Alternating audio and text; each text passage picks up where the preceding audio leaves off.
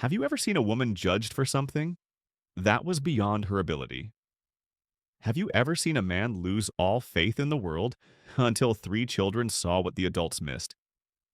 In the windy West, there was a woman who was refused to be a wife because she could not bear children. And when it seemed like life had closed all the doors, three children opened a door that she had never dared to dream of. But when a wounded past meets a man also bound by the fear of loss, the only question left is if it were you. Would you have the courage to stay where your heart both longs and fears? Would you dare to choose love over running away? Please join me through Clara and Jacob's story, a journey of healing, a choice so lonely yet beautiful enough to make each of us stop and listen to ourselves. If this opening touches you, please like, share, and subscribe to the channel to join me in this emotional story. The autumn wind crept across the wide, dry western hills as if carrying with it the land's ancient sigh. The Wyoming sky in early October was a pale, deep, misty blue. The stagecoach shuddered to a stop, dust swirling in smoke. Clara Whitlock clutched the strap of her duffel bag in her lap. Her woolen gloves were worn thin with age, fraying in every thread as if they were tired. She took a deep breath. The western air was dry and harsh on the back of her throat, but she could feel the cold refreshing her heart. It was here, in Red Willow, the little town halfway between the rocky hills and the stagecoach road that crossed the plateau, that she had pinned her last hopes. The coachman opened the door. He looked at Clara with a slightly apologetic look. He seemed to know what had happened. In towns like this, news spread like wildfire. Clara stepped down. Her heels made a cold, familiar crunch on the gravel. She stood before the wooden porch of the Red Willow stop, a space only a dozen feet wide. Before her were low-roofed houses, the wind-swept sand sweeping across the path leading into town.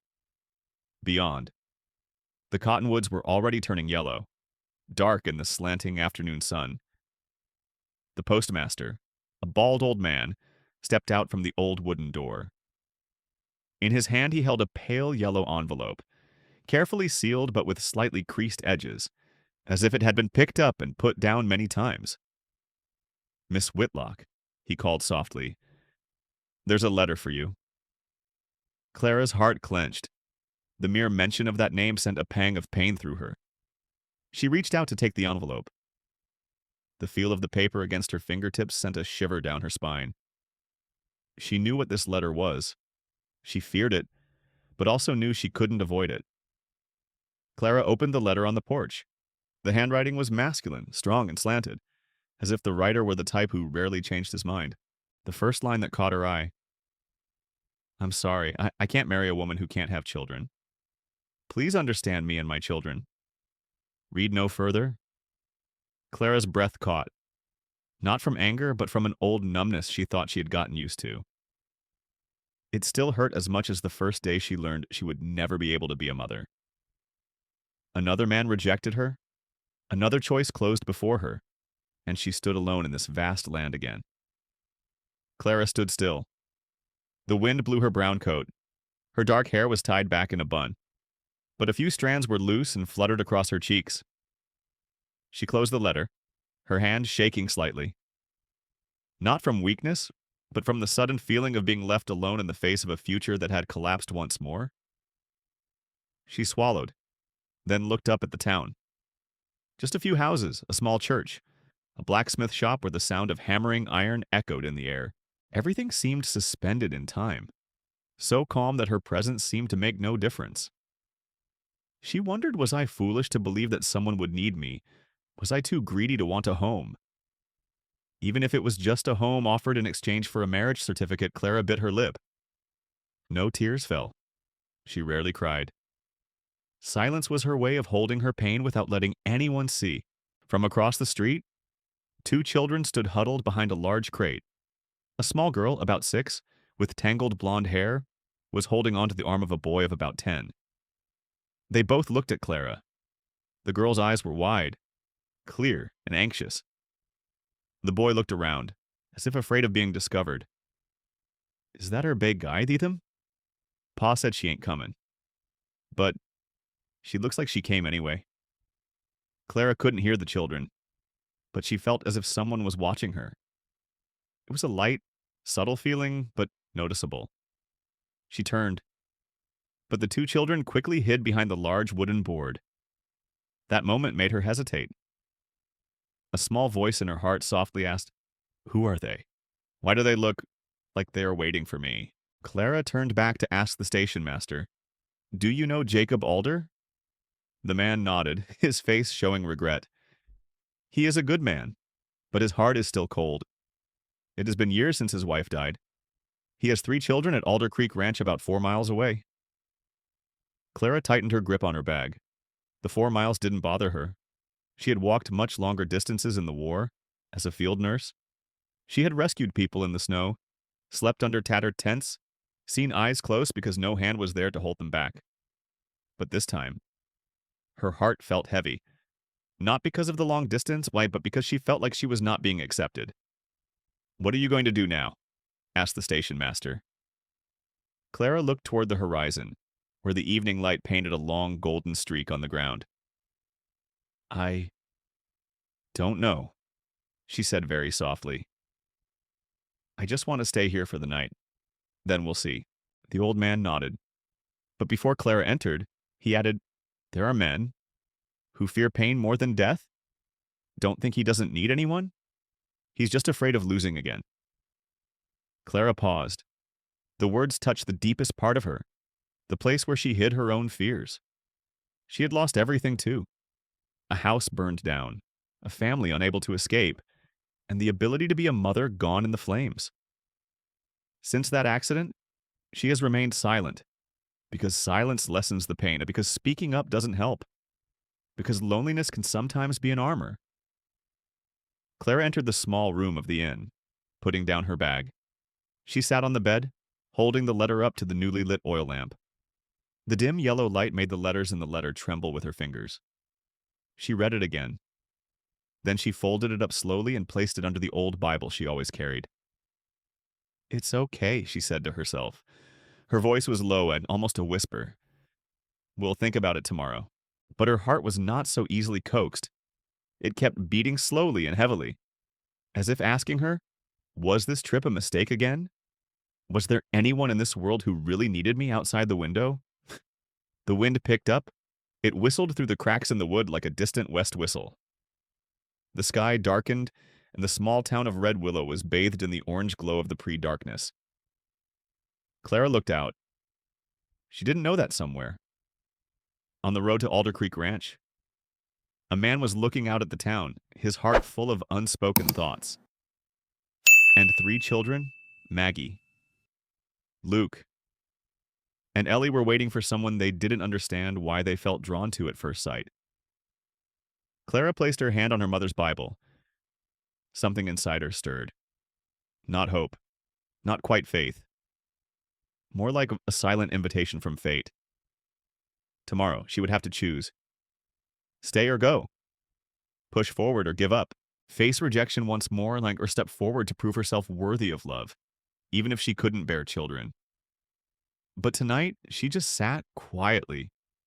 Because sometimes silence is also a way for the heart to rest after the stormy seasons. Mornings at Alder Creek Ranch always begin with the steady thump of hooves and the scent of pine in the air. The early sunlight is still pale, as if hesitant to touch the cold ground. There is a strange loneliness in this land that makes every sound seem smaller, deeper. Jacob Alder stood before the stable, holding an old leather rein, frayed at the edge. He looked older than his 46 years, not from years, but from pain that refused to fade with time. His face was hard-featured, square-jawed, and his gray eyes, once bright as wrought iron, were now misty, like a window that did not open fully. He stroked the gray mare's neck gently. Every morning, it was a ritual that calmed him, because when his hand touched the soft fur, he felt something humans rarely gave him: loyalty and non-judgment. In the distance, the voice of Maggie, his eldest daughter, had called Luke and Ellie to prepare breakfast. Her voice was deep and steady, a far cry from her 14 years. She resembled her mother so much that every time Jacob saw her, he was pulled back into the past, to the warm laughter of his late wife. Grace, But this morning, his heart was not drawn to that memory. It was gripped by the presence of a woman he had never met, but knew he had just cowardly hurt. Clara Whitlock. That name had been on his mind since last night. He knew she had come. A mailman had told him. The news spread quickly in Red Willow.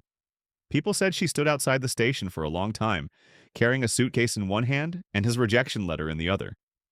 Some said she looked like a lost shadow in the wind. Jacob tightened his grip on the reins, not from anger, but from a nagging, wild feeling that gnawed at him from within. He hadn't meant to hurt Clara. He was just afraid, a fear that had been rooted in Grace's death. After the wagon accident that took his gentle wife, Jacob never recovered the soul he had lost. He blamed himself for not keeping the wheel steady in the strong wind. He blamed himself for not being able to pull Grace out of the overturned wagon. He blamed himself for not keeping their home intact. Jacob lived 3 years in silence, untouched. As the 3 children grew older, their yearning for a mother became more evident each evening. Maggie became an unwilling mother. Luke had nightmares and cried for his mother. Ellie clung to his sleeve wherever he went. He knew his silence could no longer protect anyone. That was when he thought of sending a letter to find a kind, caring woman who could cook and keep a house. A mail-order bride? Not love. Just a contract between 2 people who needed each other. Until he heard people say that the woman, Clara, could not bear children. That was enough to make his fear rise up like a wild horse in the presence of thunder. He thought that marrying a sterile woman would make his family forever incomplete. He was afraid of falling in love again, afraid of losing again, afraid of being tormented again, and afraid that his children would see that woman as a poor replacement. So he refused. But now he realized there was nothing worse than making a nice woman suffer because of his cowardice. Footsteps behind him pulled Jacob from his thoughts. Maggie stood there, arms folded, her expression both calm and loving, as only children who have experienced early loss can. "Pa," Maggie said slowly. "She's here?" Jacob didn't reply. He just swallowed, as if the words had opened a raw wound. Pa can't leave a woman like that. Maggie's voice wasn't high, but it was so mature that it stung Jacob. "I didn't mean to abandon anyone," he replied softly, looking down at his dusty shoes. "I just didn't know what to do." "She's not here for Pa," Maggie continued. "She's here for us, because we need a home. She just wants a chance to do something good." Jacob looked up. He saw in his daughter's eyes what he had lost trust in others. "Maggie," Jacob said, his voice slow as if he were picking at each word. "I don't know if I'm ready to let another person into my life." "You don't have to get ready." Maggie sighed. "We do." With that, he turned and left Jacob standing in the middle of the yard, where the wind had picked up. Yellow cottonwood leaves swirled through the air and fell at his feet.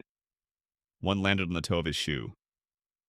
He bent down to pick it up, then let it go, letting it drift in whatever direction the wind decided.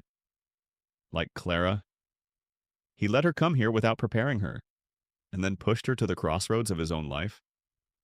Jacob rubbed his forehead. Maybe he should see her, just to say something nice, just to avoid repeating the thing he hated most, indifference. That afternoon, Jacob rode into Red Willow. The 4-mile journey passed through rolling hills and the sparkling waters of Alder Creek.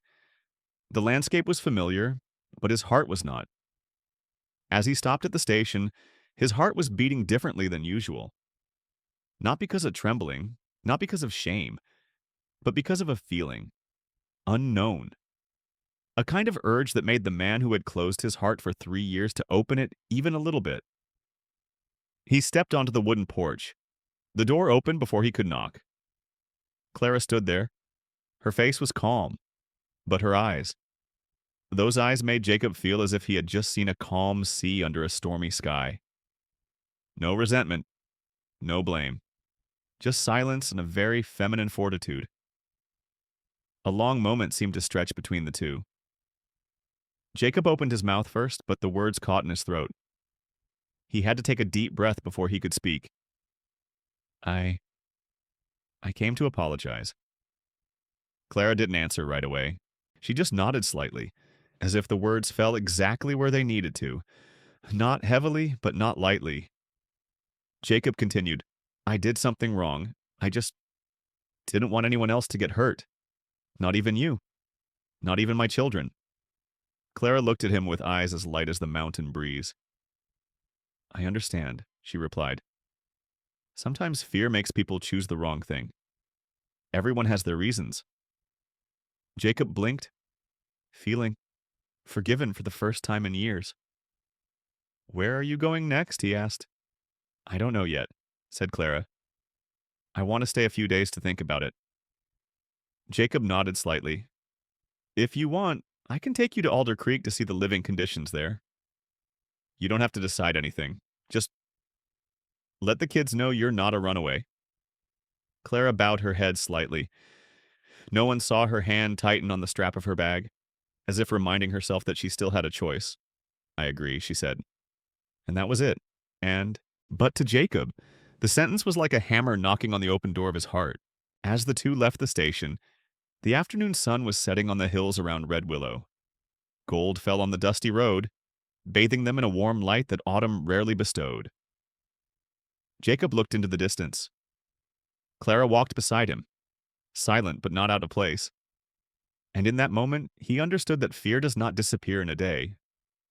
But sometimes, just one step more steady than usual is enough to turn one's life in a different direction. The road from Red Willow to Alder Creek Ranch stretches nearly 4 miles, winding through gently rolling hills. The afternoon sun casts a golden glow over the vast expanse of the west, gliding across the grassy plains with the scent of young pines and a touch of late autumn chill. Clara walked beside Jacob, her demeanor strangely calm. Her pale earth-colored dress swayed with each step, and her thin woolen coat hugged her slim but upright shoulders. There was something about her that was light yet strong, like a gentle stream that could penetrate rocks with sheer persistence. Clara didn't say much. Neither did Jacob.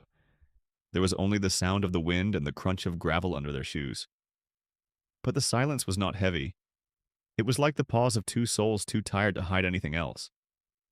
A gentle silence, enough for both of them to breathe, and leaving spaces that words often miss. Clara spoke first. I thought you wouldn't come back for me. Jacob looked straight ahead. Yep. Actually, I think so too. But my daughter, Maggie, she says things I can't ignore. Clara smiled slightly. I like the way you talk about her. She seems strong. Stronger than I ever was, Jacob replied softly. The air fell into silence for a few more minutes. Clara asked another question that surprised Jacob. Have you ever felt like you weren't good enough for your family and Jacob Alder? He paused. The question was too direct and too true to be easily answered. After a long while, Jacob said, Every day. Clara turned to look at him. So we are more alike than you think. There was no pathos in her words. They were simply the truth, spoken softly, as if she were used to living with the dark parts of life without complaint. By the time they reached the gates of Alder Creek Ranch, the sky had turned a coppery red. The ranch presented a simple beauty, straight wooden fences, neat stables, and a large yard filled with children's footprints. Children's laughter rang out as 3 children ran out. Ellie was the first to run, her little feet covered in dust. Pa, you're back? Who's this? Jacob paused for a second, as if he wasn't sure how to respond. But Maggie was there, her brown eyes watching Clara closely. The way she stood, her shoulders tense but not hostile, suggested she was weighing whether this woman was worthy of being a part of her 3 children's lives. Clara crouched down to Ellie's level. You're Ellie, right? You look like the runaway. Ellie laughed, her cheeks pinking. That's right. You know. Luke stepped out, his face still cautious of a child who had lost the greatest support in his life. Who are you? Luke asked. My name is Clara, she said, raising her face so the boy could see her. I came to make your acquaintance, if you would. Her words sent a small jolt through Jacob's heart. No pressure, no rush, Just a door wide enough for hurt children to walk through if they wanted to. Maggie moved closer to Clara. Her eyes narrowed as if reading every tiny movement of the woman before her. Clara smiled first. Maggie, your father has told me a lot about you. Maggie blushed slightly, then tried to hide it with a stern look. Pa just talks too much. No, Jacob said, his voice rarely softer. She is the rock of the family. Maggie glanced at her father. Jacob avoided her gaze like a man not used to expressing his true feelings. Clara looked at them and understood there was love in this house. It just hadn't learned to express itself. Clara walked into the Alders' neat kitchen. The smell of baking cornflakes filled the air, softening her heart a little. In this house, though it had been without a woman for a long time, the warmth of a family was still intact. Jacob stood in the doorway watching Clara take it all in. He knew it was strange. A man watching a woman enter his space, as if waiting for judgment. Clara touched the smooth pine countertop lightly and said, "This kitchen. Looks like the one where I grew up." Jacob chuckled. "I made that table myself." Clara turned around, her eyes shining with warmth. "I can tell. It's solid. And there's something so peaceful about it." Jacob took a deep breath. Something inside him had straightened.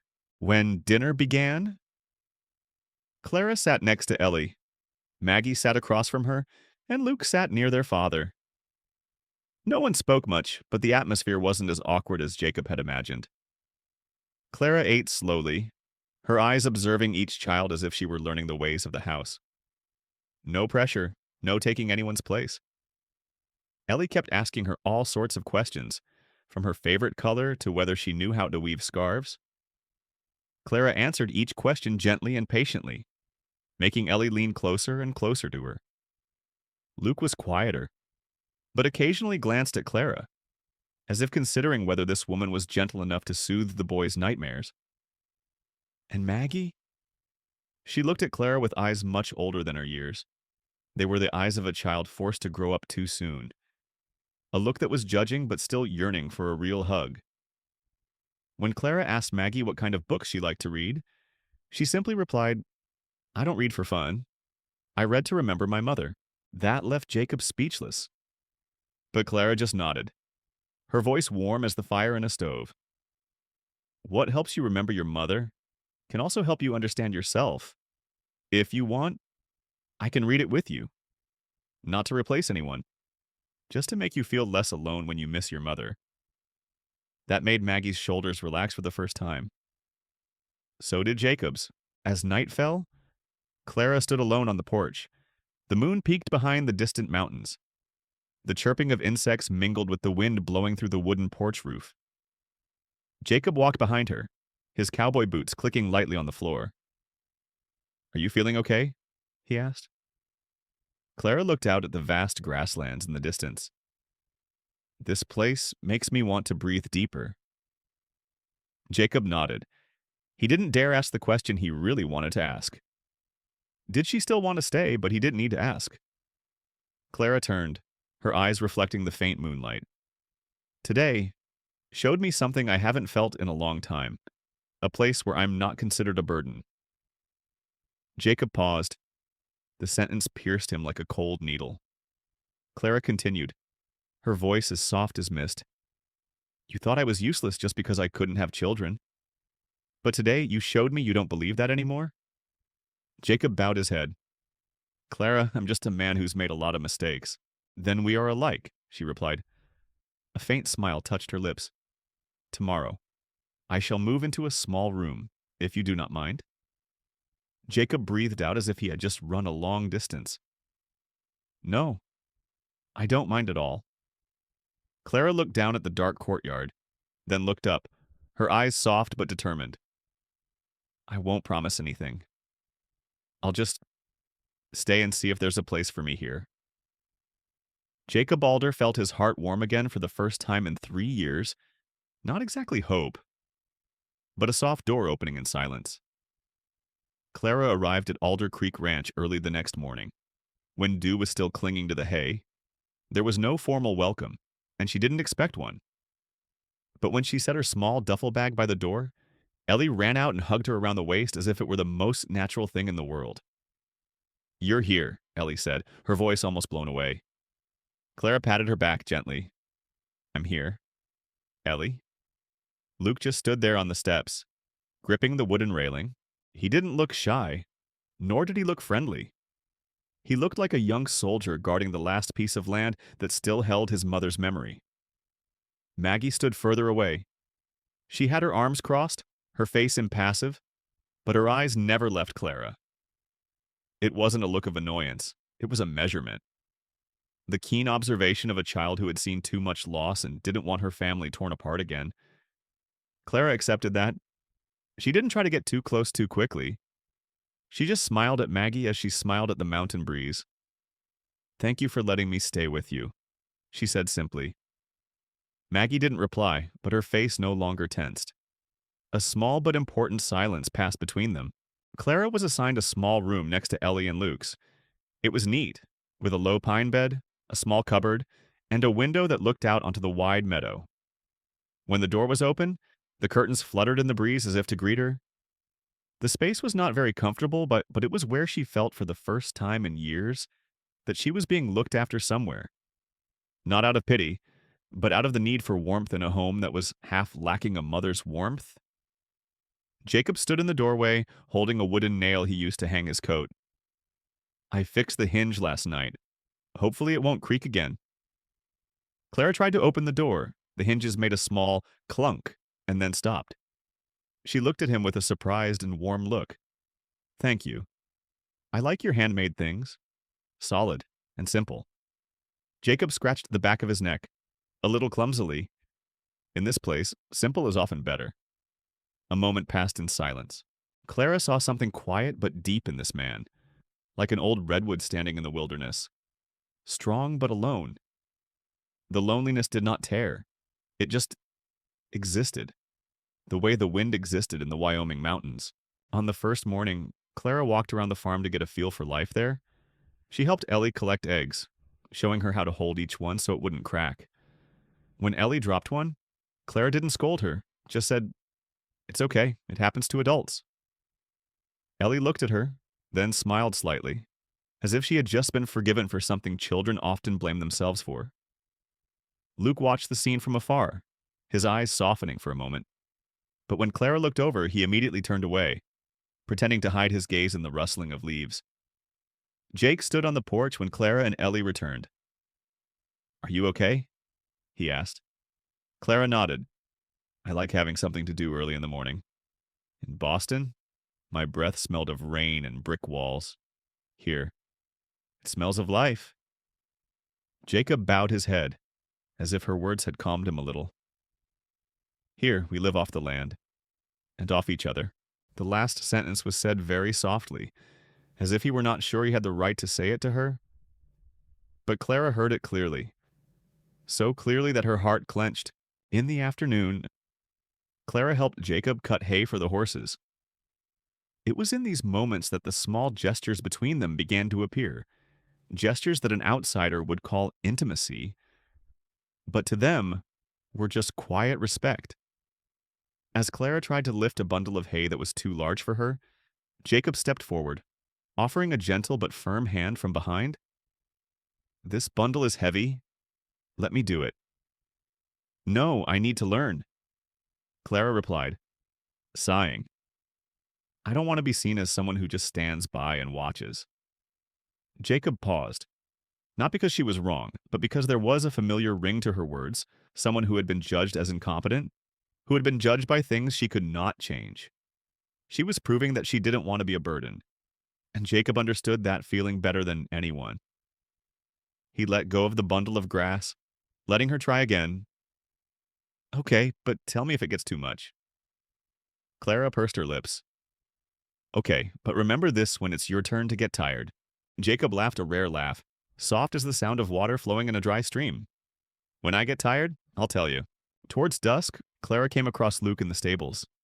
He was trying to groom his horse, but his hands were shaking from trying to act strong.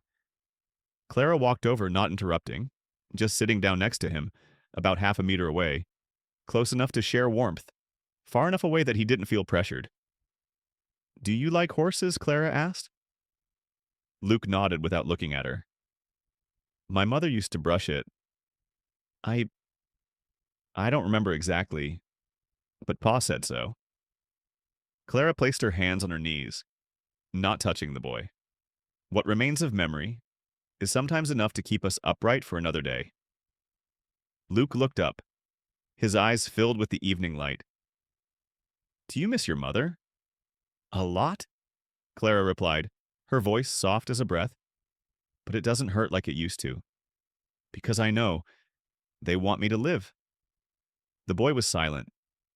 There was a long pause, then Luke said, "If you didn't have children, would you be sad?" Clara took a deep breath. The question was like a knife in an old wound, but she didn't shy away. "I used to be sad," she said honestly, "but now I just feel my life is not necessarily lacking. It's just different."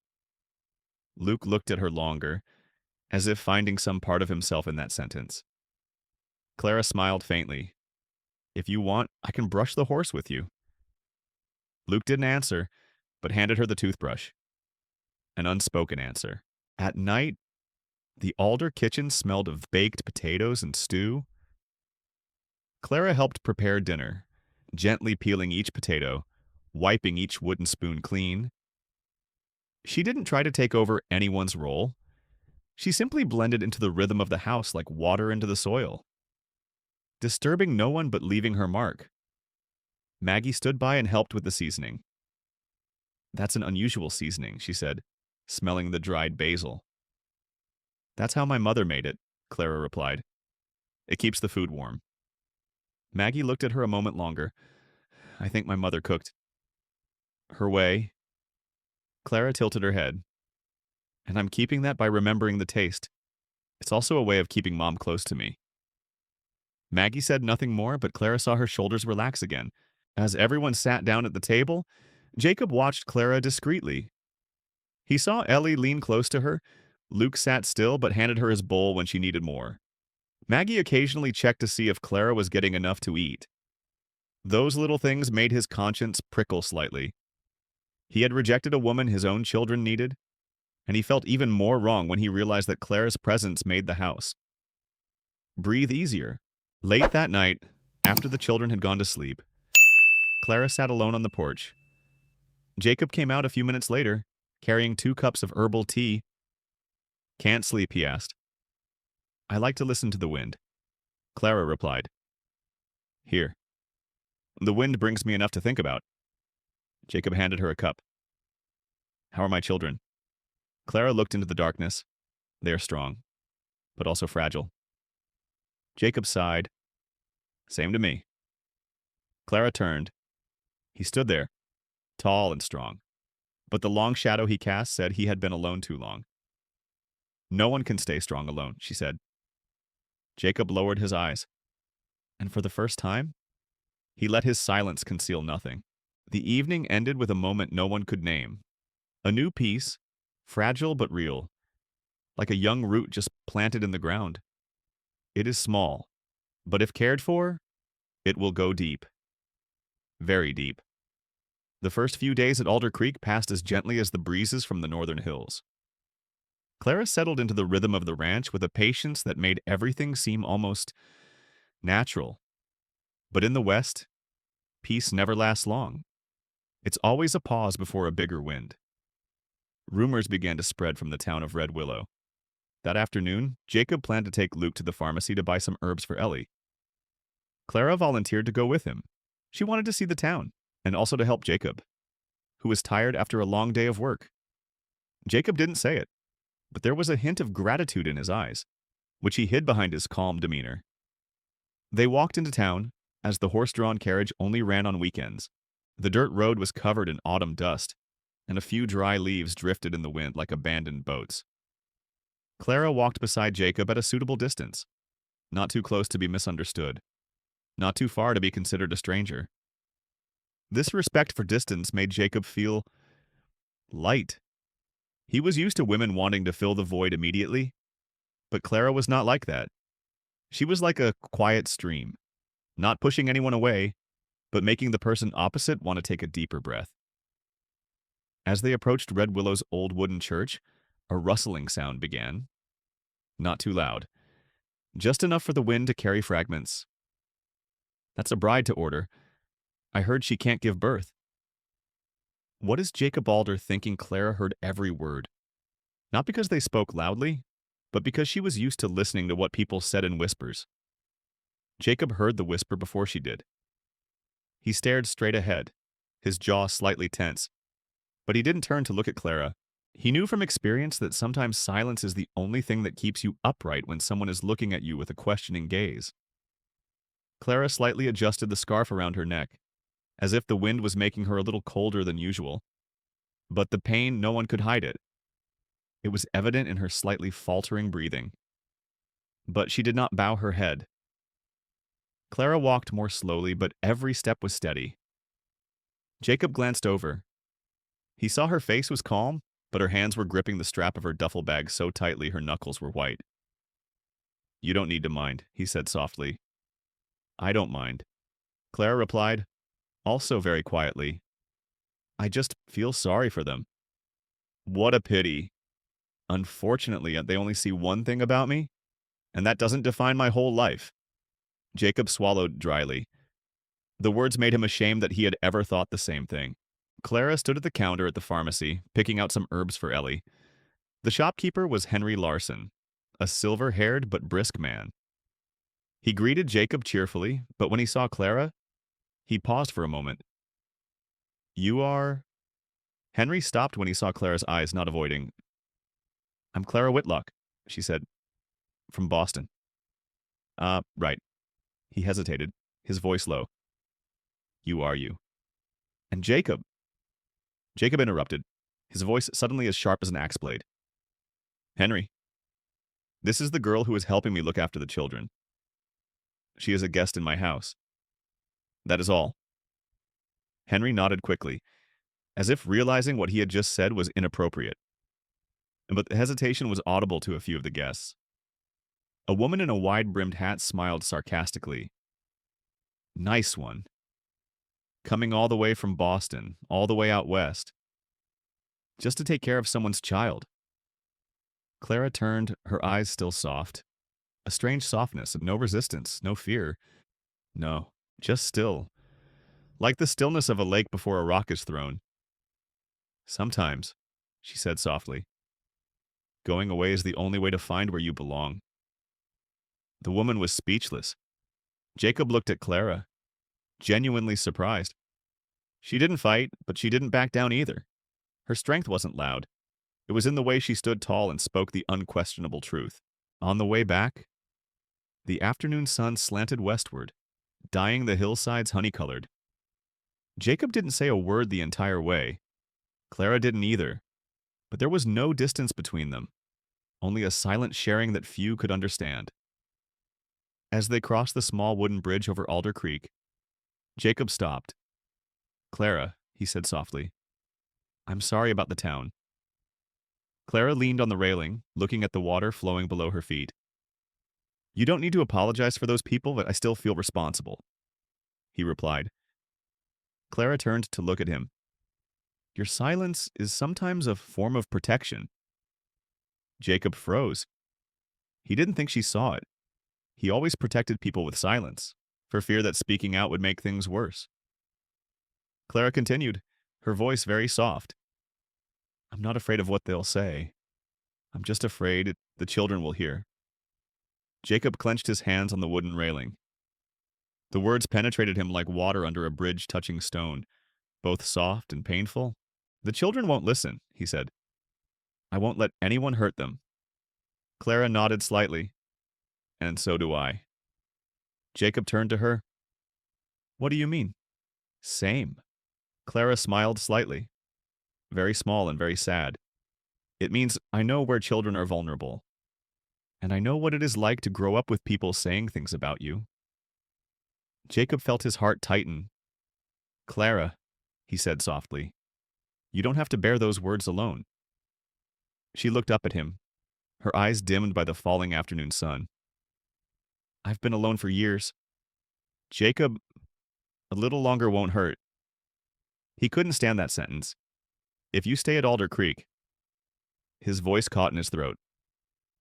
You don't have to be alone anymore. Clara was silent, but it was a silence not meant to avoid, but to feel every word he had just said.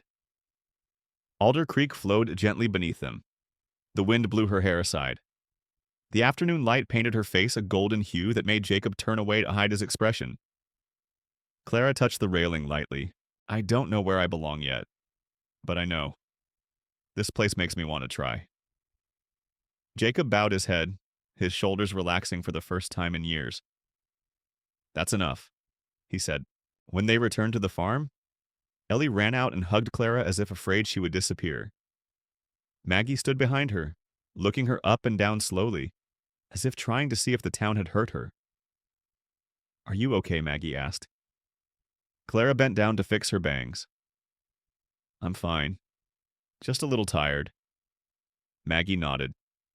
I'll boil some hot water for you. Clara looked at the girl, then at Jacob. They were both silent. But at the same time, they both understood a house begins to take shape from the smallest concerns. And today is an important brick.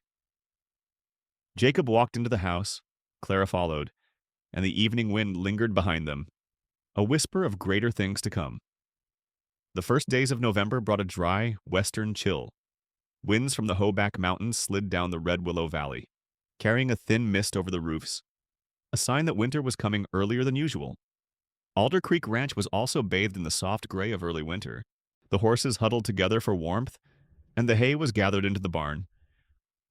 Clara was hanging some freshly washed blankets to dry when a large cloud of dust rose from the main road.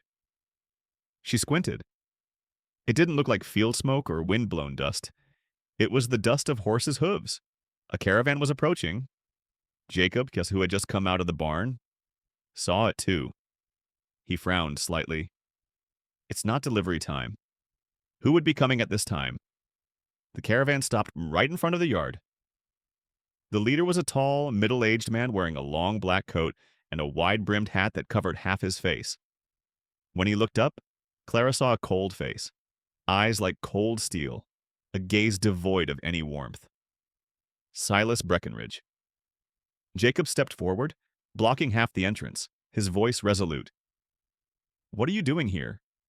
Silas smiled, but the smile didn't reach his eyes. I'm just visiting an old acquaintance. You know, Jacob, the land is beautiful this time of year. I hear, yet you're not looking to sell yet? Jacob squeezed his hand. I've said it many times. Alder Creek is not for sale. Silas snorted, glanced around, and then stopped at Clara. Oh, and who is this? His gaze was cold and sharp. Clara stood tall, not retreating a step. Her eyes were not challenging, but had the steadfastness of someone who had suffered so much loss that nothing could make her tremble. Silas tilted his head. A mail-order bride from Boston. Right, Red Willow is small, but word travels fast. Jacob took a half-step forward, his voice lowered in warning. She is a guest in my house. You have no right to call her that. Silas shrugged, as if unconcerned. I'm just saying what the whole town's saying. A woman who can't bear children, coming all the way west to find support. But, Jacob... Silas looked down at the ground, then back up with a sinister smile. I didn't expect you to be so soft-hearted as to be pitiful. Clara listened without changing her expression, but Jacob gritted his teeth. What do you want? He asked. Land, Silas said bluntly. The railroad will come through here sooner or later. I offer a good price. Twice as much at least. You sell, I build. You keep your little ranch in peace. Jacob chuckled dryly. Your kind of peace is when I give you all my ancestral lands. Silas shrugged again. Your ancestors aren't here to protest. The words were like a punch to Jacob's gut. Clara, standing nearby, could see his shoulders stiffen. She took a half-step forward, not too obvious, but enough to let Jacob know she was on his side. Mr. Breckenridge, Clara said, her voice low but clear. In this place, people don't hold land to get rich. They hold their family names. Silas turned to her, raising his eyebrows. What do you know about the land of the West? Clara replied slowly, her eyes unblinking. I know the pain of losing a home is like losing a part of yourself. Silas narrowed his eyes. Perhaps he had not expected such a direct response from a quiet woman like Clara, but he only smiled faintly. You know, Clara Whitlock, he said slowly and viciously. In this West, men who have no children leave nothing behind. The land does not record their names. Jacob stepped forward to block Clara completely. That's enough. Silas. Silas laughed. Oh, did I touch on something you were hiding? Get off this land, Jacob said, his voice so low that even the wind stopped blowing for a moment. Silas jerked his chin to signal his men. All right, I'll be back. Railroads wait for no man, nor do the laws of the land. He rode away, leaving a cloud of dust rolling behind him like an open wound. When the group was gone, Jacob turned to Clara. Are you okay? He asked. I'm fine, Clara said. But her hands were shaking, not because Silas had offended her, but because he had touched on something she had always kept hidden, the pain of not being able to be a mother. Jacob saw her trembling hand. For a moment, he wanted to touch it to reassure her. But he stopped, not out of shyness, but out of respect for the pain she was holding. What he said? Jacob began. It doesn't matter. Clara interrupted. Her voice was calmer than she expected. I'm used to that sort of thing. People always think women are defined by their ability to bear children. But I'm so much more. Jacob looked at her long. You are stronger than I thought. Clara Whitlock. Clara smiled very slightly. I am not strong. I just survived. The word spoken so quietly, caught in Jacob's throat. It was like him. And that was what scared him most and what he respected most about her. That evening, the children heard rumors of Silas's arrival. Ellie hugged Clara's leg. Did he hurt us? Clara bent down and hugged her. No, Ellie, I promise. Maggie looked at Clara with eyes thoughtful beyond her years. He hates Pa, but he doesn't like you either. Clara nodded slightly. People fear what they don't understand. And sometimes they fear women like you and me. Women like us, Maggie asked. Yes, said Clara. Those who don't bow? Maggie was silent for a long moment, then asked softly, Will you stay? The question struck Clara harder than Silas's words. She looked into Maggie's brown eyes hard, motherless, and needy. I'm here, Clara said, touching her shoulder, until you don't need me anymore. Late at night. Jacob stood on the porch looking out at the dark mountains in the distance. Clara came out behind him, holding a woolen scarf. He did not turn around, but he knew immediately by the sound of her footsteps. Are you worried about the land? Clara asked. Jacob nodded. Silas won't let this go easily. He's wanted Alder Creek since my father was alive. Clara stood beside him, not interrupting. In the silence, Jacob suddenly said something he had never said to anyone but Maggie. I was afraid of losing again. Losing land, losing home, losing my child, losing what was left of Grace. Clara looked at him from the moonlight. You have not lost everything, Jacob, she said softly. It is those who live with fear in their hearts who have the most to lose. Jacob turned to her. His face was bathed in the gray moonlight, his eyes tired but brighter than they had been a few days ago. Aren't you scared? Clara answered very slowly. I am afraid, but I have learned that fear is only strong when we let it be stronger than us. The two stood side by side, not speaking anymore. It was cold, but their breaths mingled like two streams of water flowing side by side, not touching, but not separating. The nights at Alder Creek were longer than usual, not because of the wind, but because something was changing in the house, something no one could name, but everyone could feel. The snow had come earlier than usual, that morning. When Clara opened her bedroom window, A thin layer of snow covered Alder Creek Ranch like a silent white blanket. Sparse flakes fell from the pale gray sky, making the landscape look like an unfinished painting. Clara inhaled, the icy air hitting her lungs, but bringing an indescribable sense of peace. She stood still for a long time, looking at the snow on the wooden fence, on the roof of the stable, on the path leading into the forest. The snow made everything quieter, as if the silence of the world outside wanted her to think too. Silas's visit yesterday had left a lingering impression. Clara thought she was used to the insults, but something in his words startled her. Not the pain of being judged, but the fear for the children. If she stayed, would she bring more trouble into this house?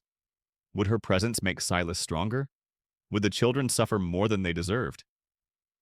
Clara placed her hand on the cold window frame. The wind outside whistled softly, bringing in a bit of cold air that made her shoulders shiver. She had lost a family before. She knew what it felt like to have a roof cave in. And she was afraid, really afraid, that her presence might make this roof shake too. In the kitchen, Jacob was lighting a fire. The smell of burning pine filled the room, bringing warmth. Ellie dozed on the couch, and Luke rubbed the horse's feet with a dry towel. Maggie sat in front of the stove, reading her mother's old book thoughtfully. Jacob looked up the moment Clara entered. His eyes lit up, then quickly returned to their familiar calm. "You're up early," Jacob said. Clara sat down at the table. Didn't sleep much. Jacob understood without asking. He pushed a cup of hot herbal tea toward her. "Tea warms you up. You need it." Clara smiled slightly but said nothing. Jacob's concern was small, but it made her feel a little lump in her throat. At noon, when the snow fell heavier, Clara helped Maggie cook lunch. She cut the potatoes into even pieces like an adult, her small but skillful hands softening Clara's heart. "Miss Clara," Maggie whispered as Luke and Ellie ran out into the yard to play in the snow. "Pa couldn't sleep this afternoon. I heard him pacing the hall. He must have come in yesterday." Clara looked at her. "Maggie knows everything. I should know." Her voice held a tinge of sad pride. "Dad keeps it all to himself. If I don't pay attention, no one will know." Clara put her hands on the table. That was like her. Strong people are those who have to learn to listen to the pain of others because no one else listens to theirs. Clara asked softly, "What about you, Maggie? Who listens to your sorrow?" The girl stopped. Her eyes were deeper than her years. "My mother was that person." Then she pursed her lips. "Since my mother died, there hasn't been anyone." A silence stretched between the two.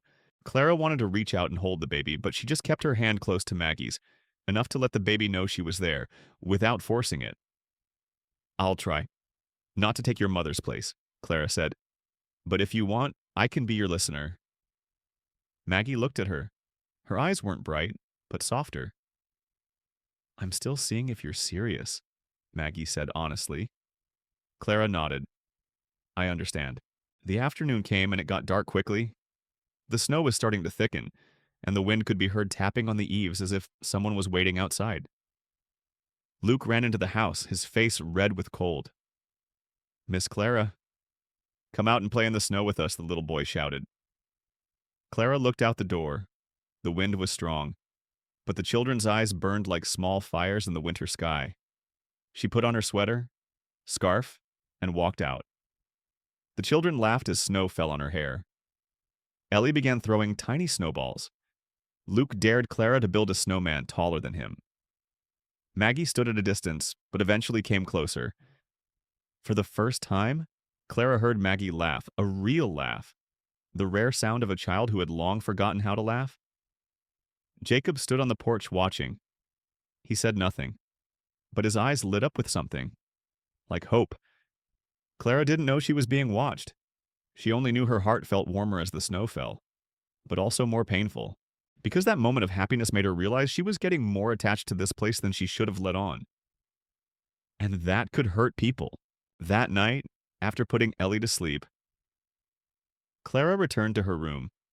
The small oil lamp cast a shadow on the wooden wall, long, thin, and slightly tilted, just like her heart at that moment. She took a piece of paper and a pencil from her pocket.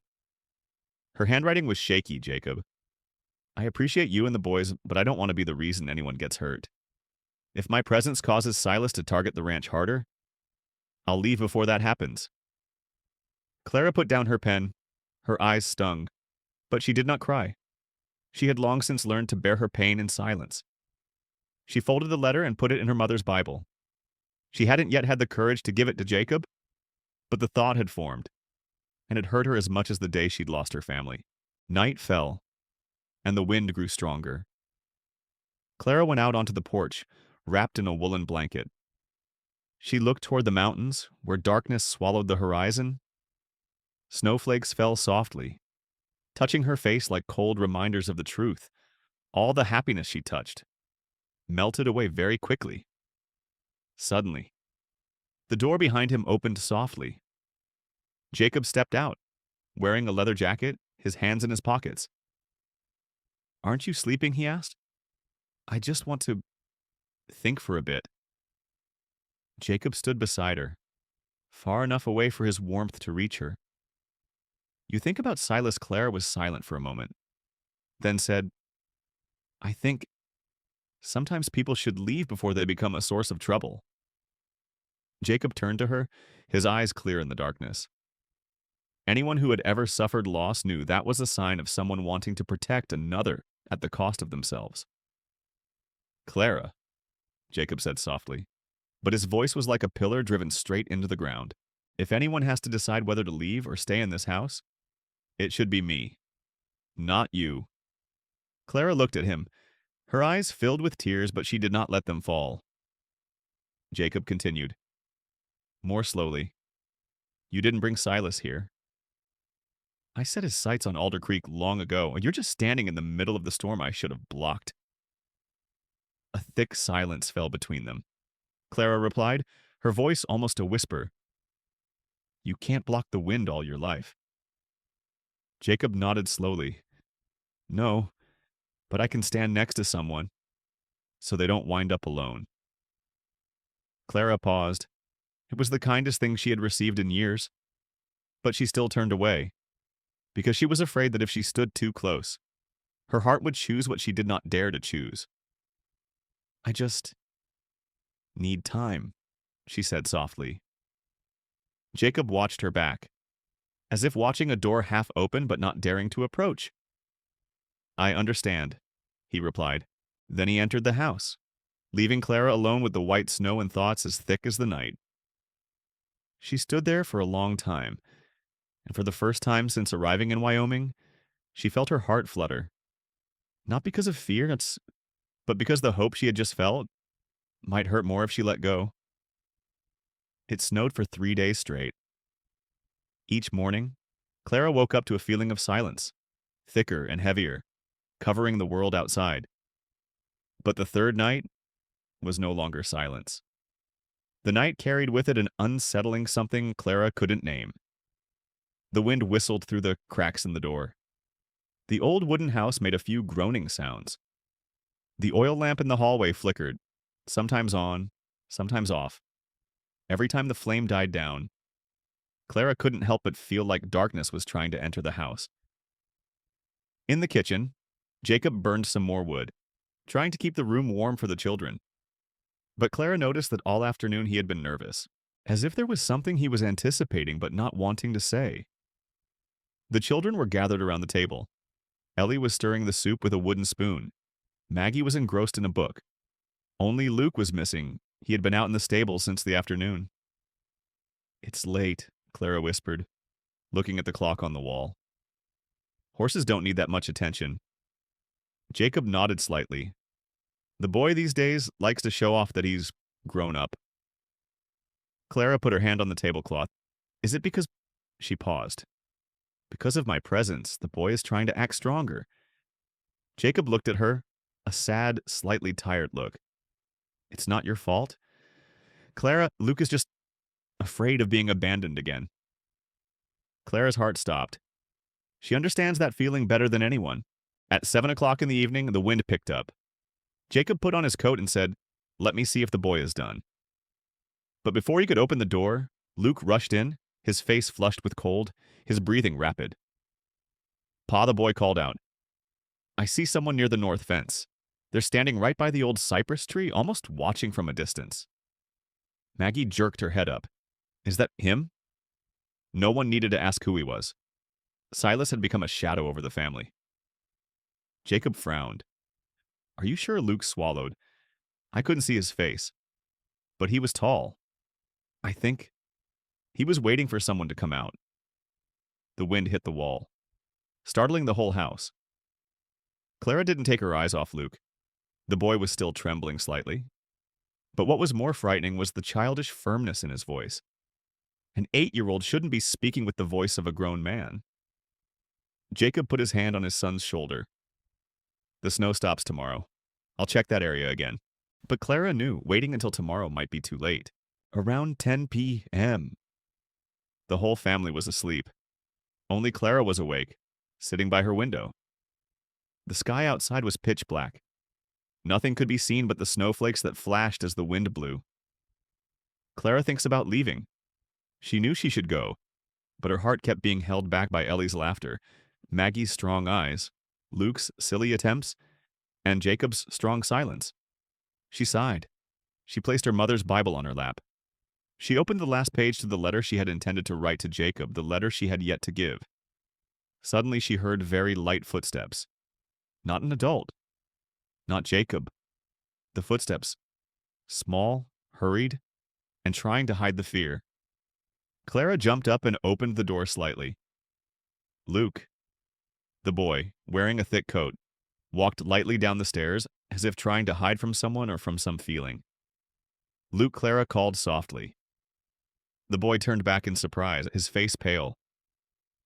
"Auntie, don't call me Pa. I'm just going out for a bit." "It's cold. Where are you going?" Luke bowed his head. "I want to make sure that person is away from the fence. I don't want anyone harming this ranch." Clara moved closer to the boy. "Luke, that's a grown-up thing." The boy shook his head, his eyes hidden in the darkness but shining with a rare worry. "The day Mom died. I couldn't do anything." His voice trailed off, as if swallowed by the darkness. "This time, I have to do something. I have to protect Pa and my sisters." Clara was a little stunned, because in that moment, she saw herself from many years ago when people forced her to be strong too soon. "Luke, you don't have to do this alone." The boy clasped his hands. "But Pa's tired." "I know. I heard him coughing last night. If anything happens, I want to be the first to know." Then Luke turned and walked out the door. "Luke, don't go out there." Clara grabbed his hand. But the small hand jerked back, freeing itself from her grasp faster than she expected. The boy rushed out. The door flew open in the strong wind. "Luke," Clara cried. "No time to warn Jacob, no time to think." Clara grabbed her coat and ran after the boy into the white night. The snow stung her face like needles. With each step, Clara sank mid-calf, forcing her to use all her strength to pull her legs out of the thick snow. "Luke," she called. The wind carried her voice as if the sky did not want to return it. There was no answer. There was only the long howl of the wind, as if someone was calling her from afar. Clara ran to the north fence, where the old cypress stood like a tall shadow in the snowstorm.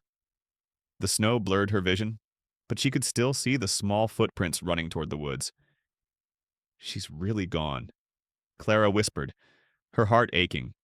She quickly followed the footsteps, but a moment later the footprints were covered by new snow. White? Nothing to follow? No. No. No.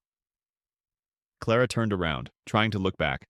The wind seemed to want to drown all hope. She shouted, "Luke!" Her voice came out stronger than fear, but only silence answered. Clara felt her breathing begin to shallow. Her chest tightened. Panic that she had thought had been buried for years returned like a ghost. No. Don't collapse now. She had to find the boy. She couldn't let the past repeat itself, lose another person because of her inability. Clara forced herself to keep moving, even though her legs felt like they were giving up. She followed the wind, her instincts. She had lived in the woods for years, not for nothing. Suddenly she heard something. Very small, very weak, like a sob almost swallowed by the snow. Clara turned her head to the left. "Luke," she called.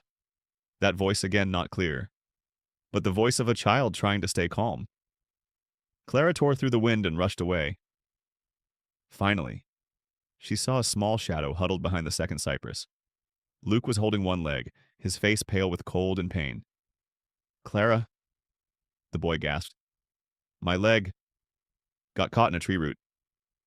I fell." Clara rushed over and knelt before him. "I'm so cold," Luke whispered. Clara took off her scarf, put it around the boy, and pulled him into her arms to warm him up. "It's okay. I'm here." Clara's voice was shaky, but she tried to stay calm. "Don't sleep. Luke, look at me." The boy struggled to open his eyes. "I am sorry." "No, it's not your fault." Clara held him tighter, checking his leg. "We're going home.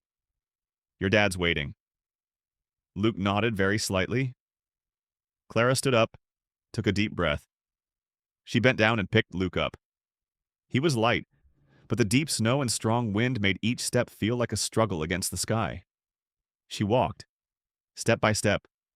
The wind rushed into her clothes, chilling her to the bone. But she did not stop. The weight in her arms was not the boy. It was the life of a child that depended on her. A moment later, she saw the light of someone running towards her. "Clara." It was Jacob.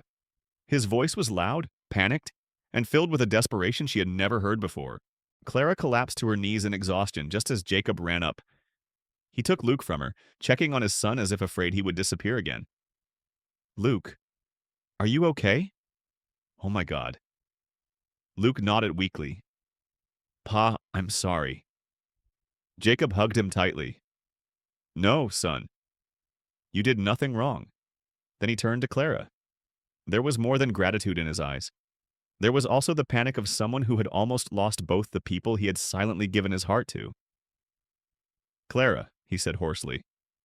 "Thank you, like without you. Don't thank me." Clara cut in lightly. "I just did what I had to do." But her eyes were wet. And in the moment, Jacob looked at her like that, so full of feeling, so full of truth. Clara knew something inside her had changed forever. The next morning, the weak sunlight filtered through the snow that still clung to the roofs, making the farm seem to be breathing cold air. No one spoke much at breakfast. Everyone was tired after the long night, but the silence was not due only to fatigue. It comes from the fear that everyone feels but no one wants to name. Clara sat across from Jacob at the dining table, her hot cup of coffee still untouched. In her hand was a napkin, twisted gently between her trembling fingers. Luke sat next to Jacob, his leg carefully bandaged. Though he was still tired, his eyes flicked to Clara again and again. Something had changed in that gaze, less stubborn, more trusting. Perhaps last night's fear had taught him that an adult could sometimes be a real support. "Have some more cake?" Clara whispered to Luke, her voice gentle as if afraid of breaking something fragile. Luke nodded, but didn't raise his hand right away. He looked at her for a moment, then said softly, "I am sorry for scaring you." Clara smiled. "I'm just afraid you'll be cold." Jacob looked up at her, his gaze warm, deep, and filled with something quiet made Clara's heart flutter. Jacob didn't say much, but the look said the rest. Ellie sat next to Clara, leaning against her quietly. Maggie glanced towards the window from time to time, her eyes alert as if waiting for something to happen. No one spoke of Silas, but worry hung in the house like a cold morning mist. After dinner, Clara carried the tea into the living room. Maggie waited for her in the doorway, the stern face of a young girl trying to appear stronger than her years. Miss Clara Maggie's voice was deeper than usual. "Yes, do you need anything?" Maggie bit her lip. I know I shouldn't say it, but last night, I heard Pa talking to Uncle Hank." Clara's heart clenched. She sat down on the couch, motioning for Maggie to sit next to her. Go ahead. No one here is judging you. Maggie played with the edge of the towel in her hand, then sighed. Pa said, Silas won't stop. He'll come back. And Pa's afraid it'll be you who gets dragged into this? Clara was silent, not out of surprise, but because Jacob had guessed what she was hiding. I'm scared, Maggie continued, her voice fading. If you get hurt, or if you leave because it's too dangerous, we'll lose someone again. The words touched Clara to the deepest part of her heart. Clara put her hand on Maggie's shoulder, her voice warm and firm. Maggie, listen to me. I'm not one to run away, and I'm not that scared of Silas. Maggie looked up. But what if he does something to Pa? Clara paused slightly. The question made it impossible for her to continue avoiding what she and Jacob both knew. Silas had come for more than land. He had come for hatred of Jacob. And now, perhaps, for her as well. She squeezed Maggie's hand gently. I can't promise everything will be safe, but I promise this I won't leave you. No matter what. Maggie leaned her head on Clara's shoulder, as if all her sturdy defenses were melting away. I believe you. It was a statement that made Clara's heart ache more than gratitude. Outside the stables, Jacob was inspecting the north fence. He held a leather thong, his shoulders still caked with snow he had not yet brushed off. His eyes scanned the tracks on the ground. As Clara approached, he stood up straight, his face looking a little tired. How is the boy's leg? He asked. It's fine. But, Jacob? Clara paused, waiting for the wind to clear the cold from her lungs. Jacob turned, his eyes steady but also full of delicacy, a subtlety unique to the mature Western man. Just say it. Clara looked at the far fence where Silas had stood watching. Silas won't stop. I know the kind of man he is. He wants to prove that no one can stop him. Jacob nodded slowly. I know. Then why don't you call more people? Hank can't stay here forever. Jacob lowered his eyes, his hands tightening on the leather strap. Because I don't want this to spread to the town. Here, rumors spread faster than sandstorms. The children can't stand any more whispers. Clara understood. In the West, dignity and honor were vital. There's another reason, Jacob said, his voice low. I don't want you to see any more violence. You've been through enough. Clara was surprised. Jacob, you have no responsibility to protect me to that extent. Without looking at her, Jacob replied softly. Clara, when a man has lost everything, he will do anything to protect what he wants to keep. The words fell like a stone into Clara's heart. She knew who he was talking about, and also know he chooses his words so as not to say too far. Jacob turned away and continued checking the fence, but his movements were slower than usual, as if his mind was no longer there. Clara stood still, her hands clasped together, her heart in turmoil. His words made her feel both warm and scared. Because she knew, it was getting harder and harder for her to leave this place. That afternoon, Hank, Jacob's close neighbor, righted up, his face tense. Jacob, I just saw strange horse prints in the West Woods. Not from around here. Jacob stood up straight, his expression changing. How many people? 2? But I'm sure one of them is Silas. Clara felt her feet cold even though there was no wind. I can stay longer. Hank continued. But if he tries to get into the farm, I think we should take the kids to my house for a few days. Jacob shook his head. Silas is after me. If I take the children, he will be after Clara. Hank looked at Clara, slightly startled. You mean, he knew I know. Jacob interrupted. No one finished the sentence, but all three understood. Silas knew Clara was at Alder Farm. Hank turned to her. Miss Whitlock. If you feel in danger, I'm not going anywhere, Clara said at once, her voice calm but strong. I don't want to leave the children. Jacob looked at her. His eyes were both touched and slightly afraid. Not afraid of Silas, but afraid of losing her. In the afternoon, The children sat in the living room, trying to do their homework, but no one could concentrate. Maggie jumped every time the door creaked in the wind. Ellie clung to Clara. Luke sat close to the window, his eyes fixed on the white yard. Clara put her hand on the boy's shoulder. Your father and I will take care of that. You should rest. Luke looked at her, his eyes deeper and more real than ever. I believe you. Clara paused. Thank you, the boy whispered. Last night, if it wasn't for you, I don't know what would have happened. Clara stroked Luke's hair. You're safe. But that sentence did not ease her anxiety. It did only one thing. It made her realize she was more attached to this house than she dared admit. That night, after the children had gone to bed, Clara sat before the fire. Jacob came and sat down beside her, a little far away but close enough for her to feel his warmth.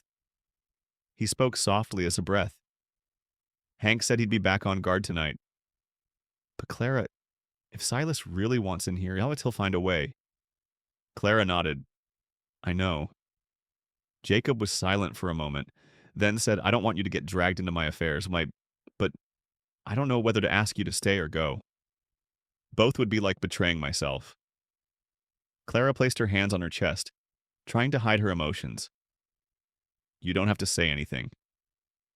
Jacob. But he shook his head. I need to say it. It's been years since I've felt like I'm not alone in this house. And when you ran out into the storm last night, I thought my heart stopped. Clara looked down at her hands. If I stay here, she whispered, everyone will be in more danger. Jacob looked straight at her. But if you go, we lose more than that. In his eyes was silence, strong, deep as the color of the earth after the rain. That silence could speak for all the things he did not dare to name. Clara knew she was standing at a boundary that, if she crossed, there would be no way back. And she wondered, perhaps for the first time clearly, is my heart calling this place that night? The wind still whistled through the cracks in the door like someone was sobbing. The wooden house shook slightly with each strong gust. Clara sat quietly in front of the fireplace, her hands clasped together, her eyes staring into the fire as if looking into a distant memory. Jacob remained beside her. He said nothing more. They just sat there in silence, letting the silence speak for the unnamed. Clara brought her hand closer to the fire. The warmth touched her skin, but the cold in her heart did not leave. Jacob, she said softly, do you ever feel? Like a burden, Jacob tilted his head to look at her. Tilted his head to. Why do you ask? Clara sighed. As light as the wind outside. Because there are days when I think my existence just makes things worse. Like Silas coming here. Like the town talking about me. Like... She paused, not wanting to say the rest. Like the fact that I can't have children? Jacob placed his hand on her knee, not touching her, but close enough for the warmth of his hand to spread. Clara, no one in this house sees you as a burden. But... No. Jacob interrupted, but his voice was soft. You're not the reason Silas came. He came for land, for greed, for old grudges. You were just pulled into that vortex? Clara looked at him, her eyes sparkling with fire. But that makes me want to leave even more. Jacob narrowed his eyes. Leaving will only make him think he won. And if he thinks that, he'll come back. Clara swallowed hard. I don't want anyone to get hurt because of me.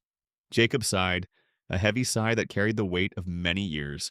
Clara, I used to think someone like me shouldn't be tied down to this life anymore.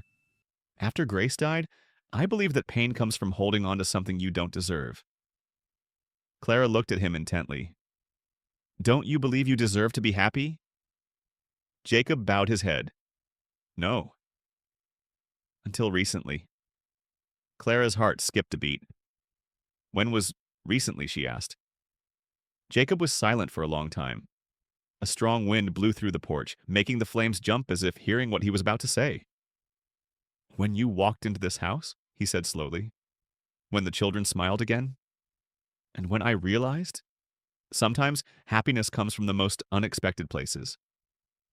Clara bowed her head to hide her eyes that suddenly became warm. Jacob, you shouldn't say that. Why? Because I can't believe in those things. Jacob looked at her for a long moment. What's wrong with believing in something good? Clara did not reply. She only felt her heart ache, but it was an ache that came from hope, not from despair. In the kitchen, light footsteps made them both turn. Maggie was standing in the doorway, her long hair covering half her face. She made no attempt to hide that she had heard. It looked at Jacob, then at Clara. I can't sleep, Maggie whispered. The wind is so strong. Jacob stood up. Are you scared? Maggie shook her head. It's not the wind. I'm just scared. There's someone out there. Clara came over to Maggie and put her scarf around her shoulders. You're safe. Maggie? Your dad and I are here? Maggie looked up at Clara with eyes both strong and fragile. You're not going anywhere, are you? That question made Clara choke.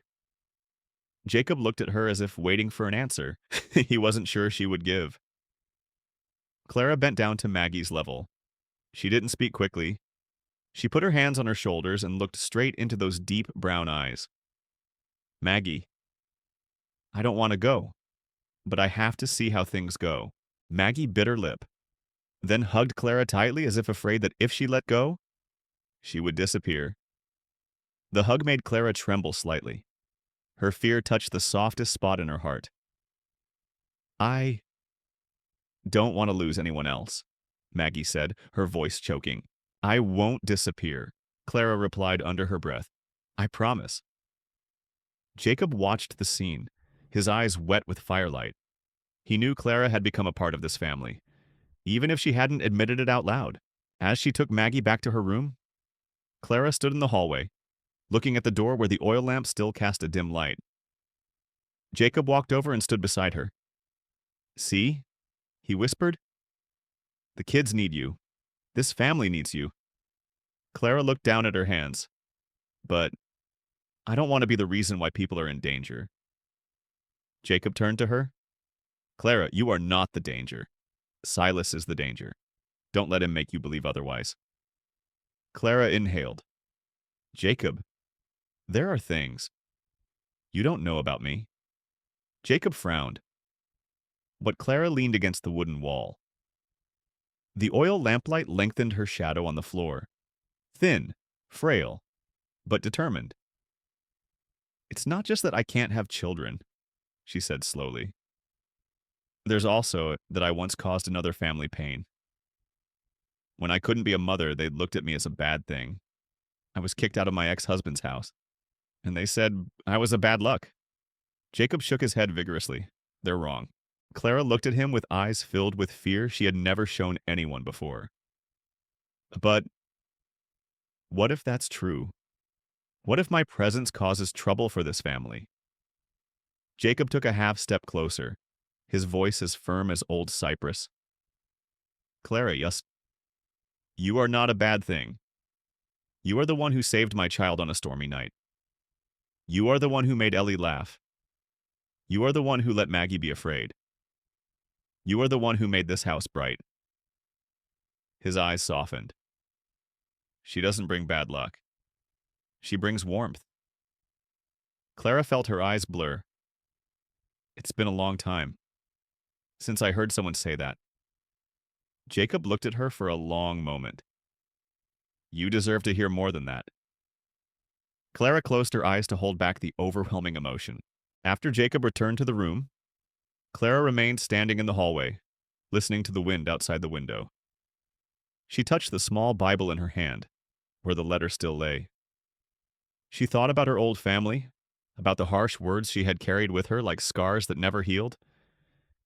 But when she heard Ellie's dreamy voice calling Miss Clara, "Don't go," from inside the room, she knew there are wounds that only heal when one is loved again. She leaned her head against the wall and whispered, I don't want to go anymore. Talk to yourself, and talk to the darkness. The night passed in silence, and as the first rays of daylight touched the window, Clara saw 4 clear signs of change. Maggie looked at her defenseless. Luke smiled softly despite the pain in his leg. Ellie held her hand like it was her mother's. And Jacob, if only for a few seconds, sat on the porch and looked at her as if she were the place he wanted to be. Clara knows. She couldn't leave. Not now. Not while her heart was finding its voice. But she also knew. Before deciding to stay, she had to face one thing. The truth about Silas, and the truth about what he wanted from Jacob and from her. The snow melted slowly. The road into Red Willow was still slippery, puddles reflecting the hazy gray sky.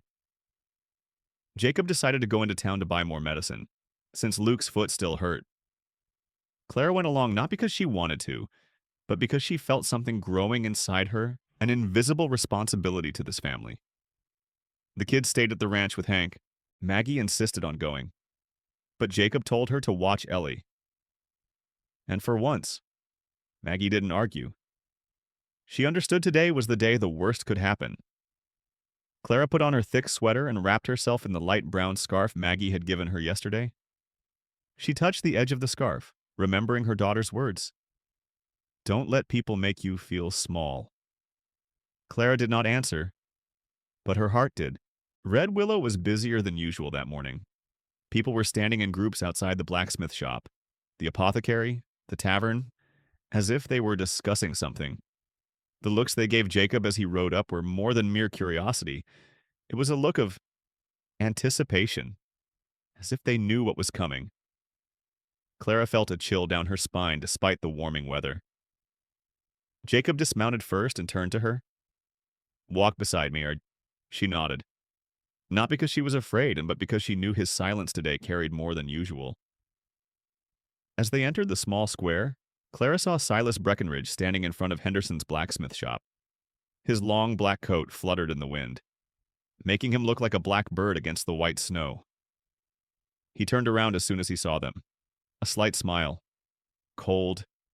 Unfriendly. Jacob Alder?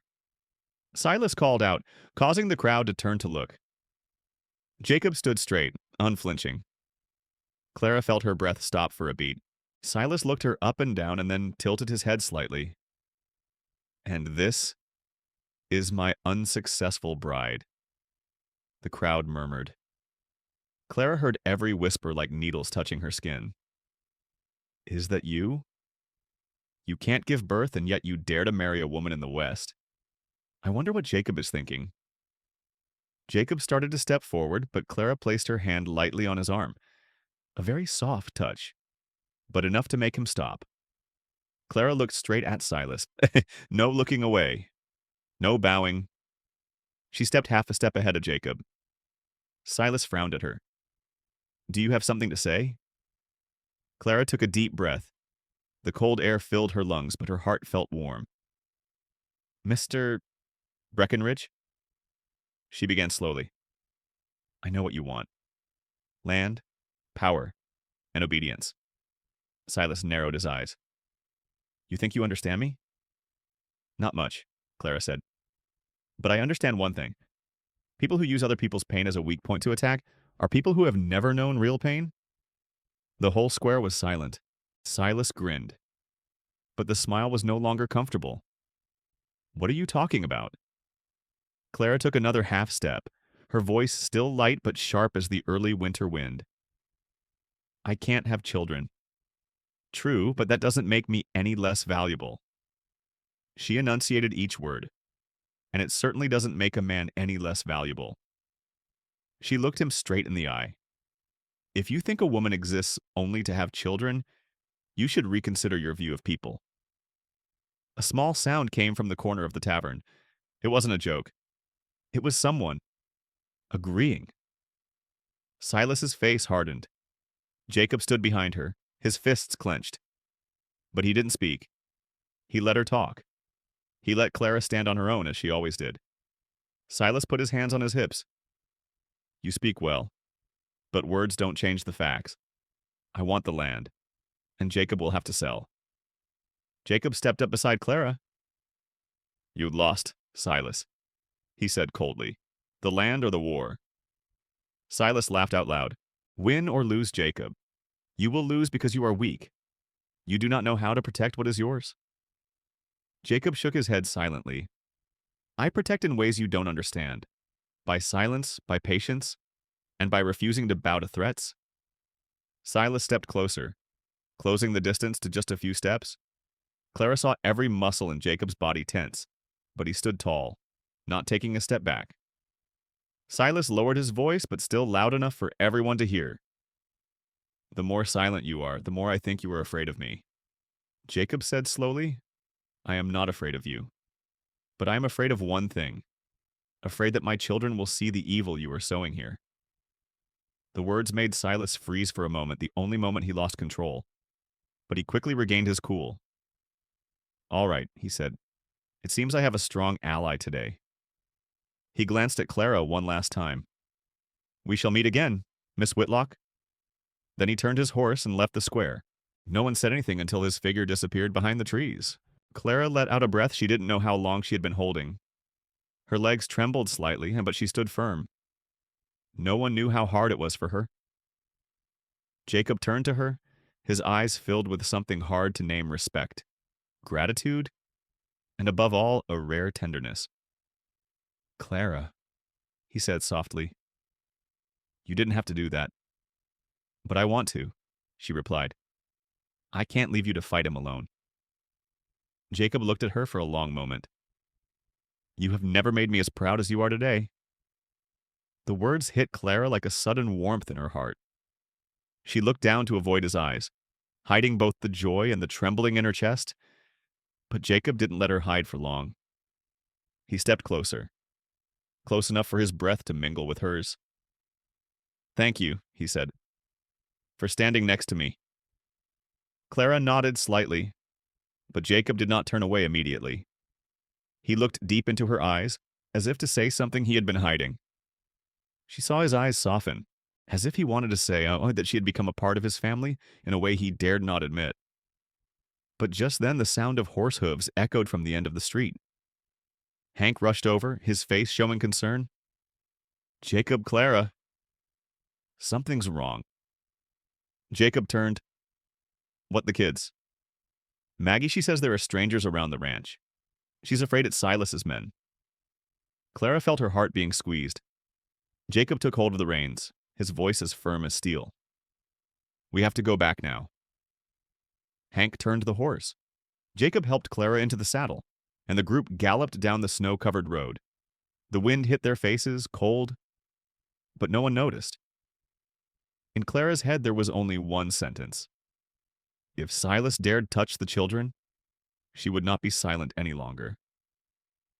A steep wind blew down from the north, carrying sand and snow that whipped against her face like needles. Clara held her coat close as Jacob's horse climbed the small incline toward Alder Creek Ranch. Hank led the way, and Jacob held the reins tightly, his leather jacket flapping in the wind. Clara, hold on, Jacob said over the howling wind. She nodded, keeping her hands steady on the saddle. But her mind was racing ahead of the horse running toward the children. A few hundred yards from the ranch, Hank held up his arm to signal a stop. Jacob, he said, I see footprints around the fence. Jacob squinted, following Hank's direction. A series of footprints, 3, maybe 4, mingled together. Snow had covered most of them, but the shallow grooves suggested they hadn't been there long. Clara took a deep breath. Are they going in? She asked. Hank shook his head. No footprints into the house. But there were footprints around the stable and the old cypress. Jacob frowned, then urged his horse toward the house. As they entered the yard, the front door flew open. Maggie ran out first, looking frightened but unhurt. Pa, Aunt Clara. Her voice was trembling slightly but still strong. Jacob jumped off his horse immediately. Is anyone in the house? Maggie shook her head. No. But Ellie was scared. Luke kept looking out the window. I called for Hank, but there was no one near the house. Clara got down and ran to hug Maggie. Are you okay? She asked. Maggie buried her face in Clara's chest for a few seconds and nodded. I'm fine. But I'm worried about the kids. Clara reached out and stroked her daughter's hair. I know. It's okay. It was the first time Clara had used the words, "It's okay," with real conviction, as if she were standing over those children. Jacob went into the house first. Clara followed, Maggie close behind. When they entered, Ellie was sitting on a chair, her doll in her arms, her eyes red. Luke stood by the window, his face tense as if waiting for something more. Clara bent down and hugged Ellie. Ellie, you're here. The girl burst into tears. I thought they were coming. I was afraid Pa and Auntie wouldn't make it back in time. Clara tightened her arms, her heart aching. No one will hurt you, I promise. Luke turned back, his eyes fixed on Clara. Do you think they'll come back? Clara looked at the boy for a long moment, then nodded slowly. Maybe. But you don't have to be afraid. You don't have to face them alone. The boy pursed his lips, his eyes red. I tried to be strong the other day, but I was scared. Clara. Clara stepped forward and placed a warm hand on Luke's shoulder. Being strong doesn't mean not being afraid. Her voice was low, clear, and strangely warm. Being strong is being afraid, but standing up anyway? Like you did that night? Luke looked at her, amazed at how she understood what was in his heart like no one else had. Jacob checked every window, every bolt, every footprint around the house. When he returned, he said in a low voice, They haven't gotten in yet, but they want us to know they're around. Hank nodded. They wanted to scare me. Jacob looked at his children, then at Clara. We won't let them get that. Hank left the ranch late in the afternoon, but before he left, he stood by the door, looking at Clara thoughtfully. Miss Whitlock, he said, you did last night what many grown men wouldn't dare. Today, the way you stood before the whole town. I respect you. Clara smiled faintly. I just did what I had to do. Hank shook his head. No, you did what your heart told you to do. That's something Silas couldn't have. Then he turned his horse and walked away. As the afternoon wore on and the snow stopped falling, the sky turned a pale pink, so peaceful that Clara felt lost. The house was quiet again, but the fear lingered in everyone's hearts. Ellie played by the fireplace. Maggie sat reading, glancing occasionally at the window. Luke followed Jacob to the stables, not wanting to leave his side. Clara stood on the porch, looking out at the snow spread out before her. She heard light footsteps behind her. Jacob. He stood beside her, his hands in his pockets. Are you okay? He asked. Clara nodded. And you? Jacob sighed. I worry about the kids more than I worry about myself. And about you. Clara turned and asked gently, Why worry about me? Jacob looked at her with eyes that had never hidden anything so truly. Because I have never known anyone who would dare to step into a storm. For my family. A gentle breeze blew through the porch. Clara looked down at her hands. Jacob, I didn't do it out of bravery. I did it because I didn't want to see the children scared. Jacob shook his head. No, Clara. You did it because you have a kind of power that no one can teach you. She smiled, a sad but sincere smile. Power, I'm not as strong as you think. Jacob tilted his head. Who held a baby in a blizzard? Who protected my child when I wasn't there? Who confronted Silas in front of the whole town? Clara's eyes turned red. But I'm not a member of your family. Jacob was silent. The words hit him harder than anything Silas had ever said. He took a step closer, very slowly. Very surely.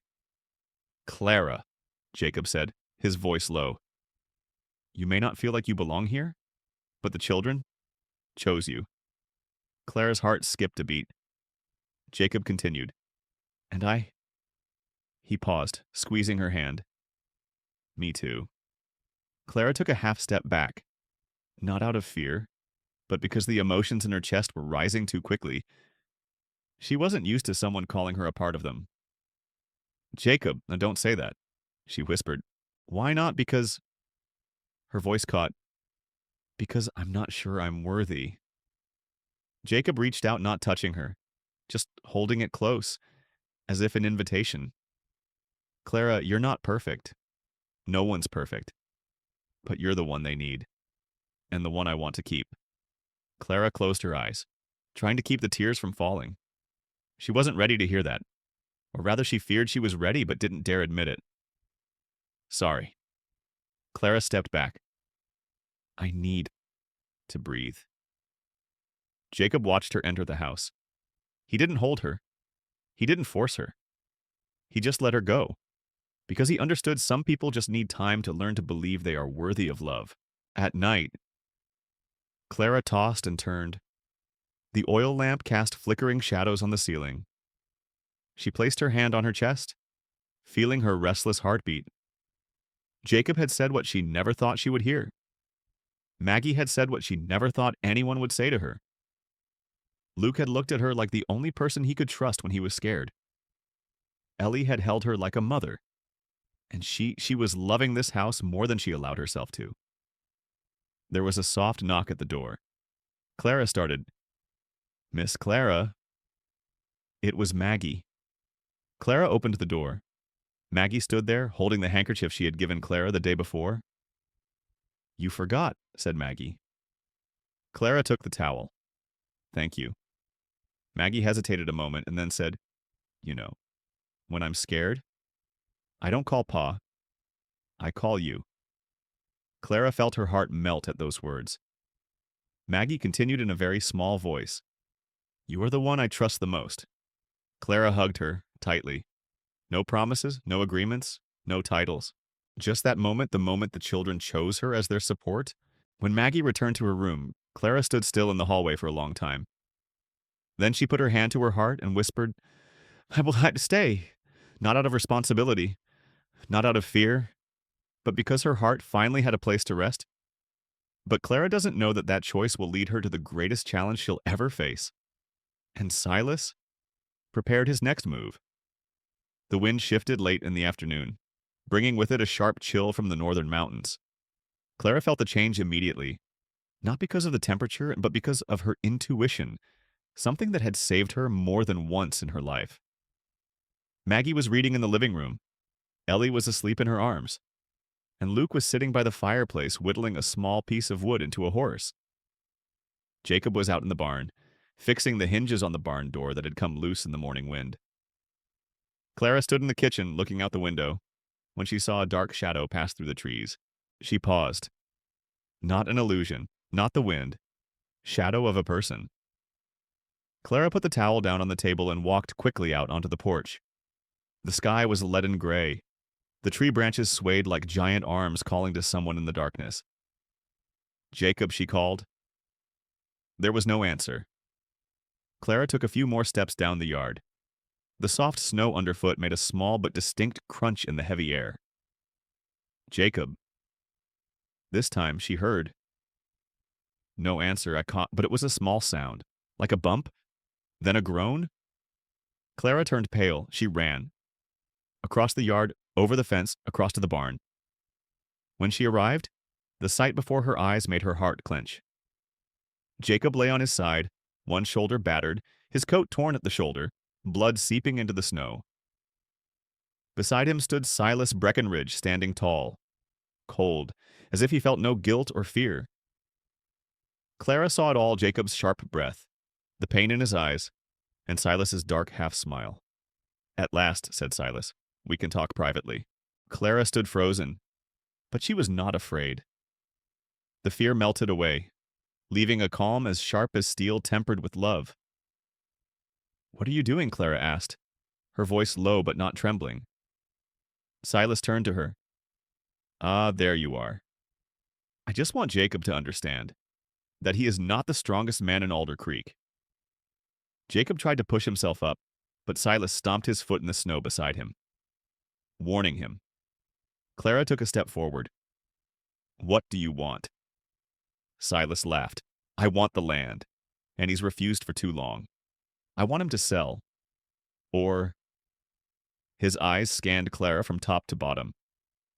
I want him to know that losing you is a price. Clara heard something crack inside her. Don't be afraid. Is angry at the person who dared to use people as pawns, angry at the person who dared to threaten with other people's pain, angry that he dared to think she was just a small excuse in his dirty game. Clara took a deep breath. Then she took another step forward. Mr. Breckenridge, she said clearly. That's enough. Silas paused. Not because he was afraid, because he had not expected her to look at him so straight. Clara continued. Do you want land? Do you want fame? Do you want people to fear you? But what you will never get is respect. Silas smiled faintly. You think words can make me back down? Clara shook her head. No, I know you won't back down. But I also know you wouldn't dare hurt me. Silas frowned. Why, Clara kept her eyes unblinking.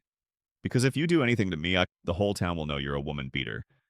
And a woman beater will never be elected landowner, no matter how much money you have. Silas clenched his jaw. For the first time, he lost his temper. Clara continued, her voice quiet but concise. You don't want land. You want to be feared? And She stepped close enough to feel his cold breath. I'm not afraid of you.